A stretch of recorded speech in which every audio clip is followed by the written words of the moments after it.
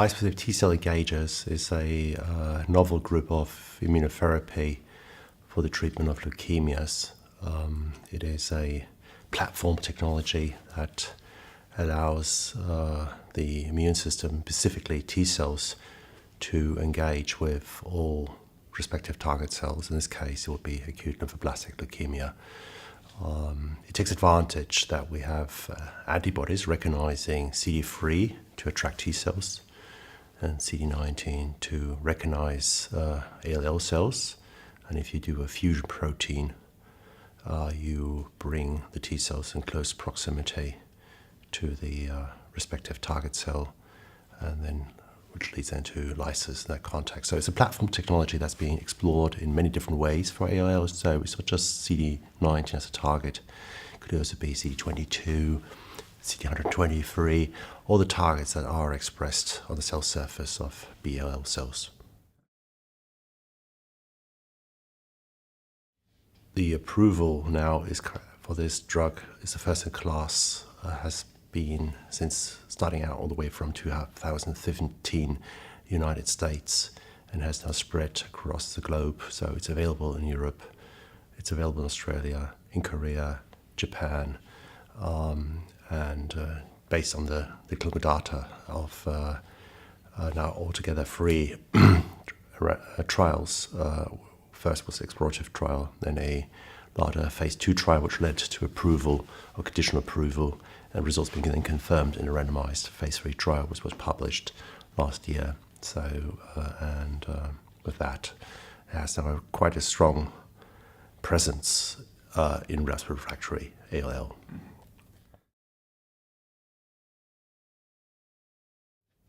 If you look at how was the scene set in 2013-14, patients with relapsed refractory ALL, you only had one choice: was getting chemotherapy, and if they were responding, you would take them to transplant.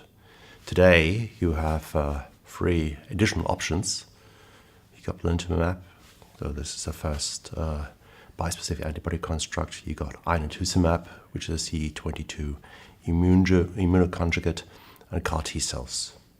So if you have a patient in front of you, you have to think about if this patient is transplantable, yes or no. And in the case of a patient being transplantable, the obvious choice is to use blinatumomab as its off-the-shelf product. So it's not like a CAR T cell which has to be produced and is only limited availability in Europe currently. If you would choose blinatumomab in that context because the goal is to take the patient to transplant, and blinatumomab doesn't have any toxicities that would make the transplant more complicated. So with inotuzumab, you have liver damage, and then if you get a transplant, then that would be an issue because the transplant conditioning regimens and is quite severe for those patients, and there is some insight into that. So that's one way of looking at it. And obviously you also look at the patient and you ask questions about how to perhaps debulk the patient before you receive blinatumomab. We've learned that if you have an optimal debulking strategy, so reduce the tumor load in these patients from, let's say, 80-90% blasts in the bone marrow to, let's say, 30%, just with a good debulking regimen, you increase the response rates from 30% to about 80%. And then you really have quite a good tool for these patients to be then taken to that way and ultimately give them a second crack of being cured.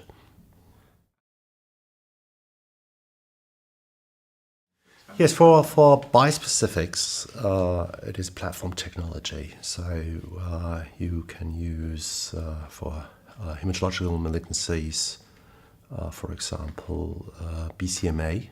That's a protein that is expressed on plasma cells and the malignant counterparts, so multiple myeloma. You could envision doing this for AML, maybe looking at CD33.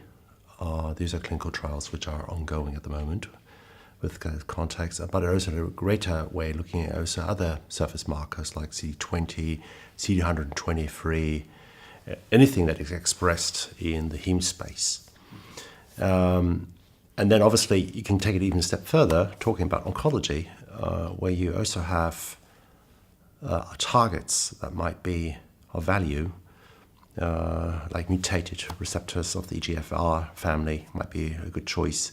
Prostate cancer, there's PSA that would be maybe a good target to look at. So there's a whole array of different surface proteins that might be targeted by this technology of using bispecific T-cell engaging molecules.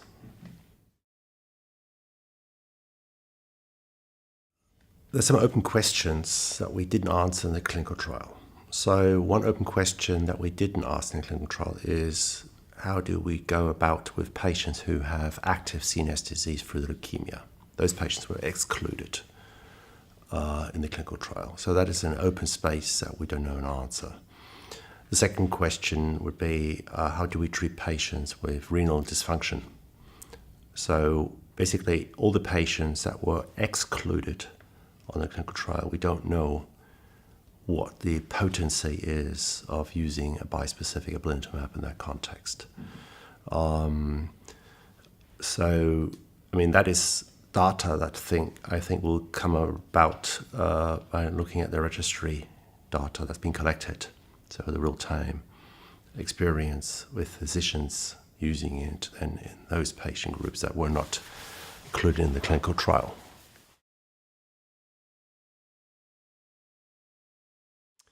Well, I mean, that is the positive part, but every therapy has also toxicities. In the initial first clinical trial, we recognized there were two key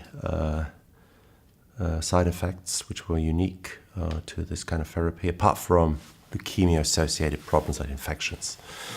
One is cytokine release syndrome, and the second one is neurotoxicity. So we now know who comes down with cytokine release syndrome. Those are patients with high tumor burden. So to reduce the tumor burden up front is really a good way of reducing toxicity in those patients, and that is actually not anymore an issue, because the advantage is with this drug is that it has a very short half-life, so if things can become problematic, you just turn it off, and within 2 hours the drug is gone, and within 48 hours the cytokine release syndrome is back to maybe grade 1 or even not anymore existent. So that is a good way of getting around. The second problem is neurotoxicity. That's just seen also with any kind of therapy that uses CD19 as a target with T-cells, so CAR T-cell therapy. And as here, the first trials, we had close to 16-17% of the patients presenting with grade 3-4 neurotoxicity. Now in the last trial, we're down to 9%. So that's due to better management of the patients. And again, here, the advantage is that if that occurs and it's grade 3, you just can turn it off the drug, and the drug is gone, and within 48 hours, the patients clinically are back to normal with only sequel. So there's stuff that we have just learned by treating these patients over the last years, that these two recognized toxicities can be managed quite easily by keeping a close eye and being vigilant with the patient.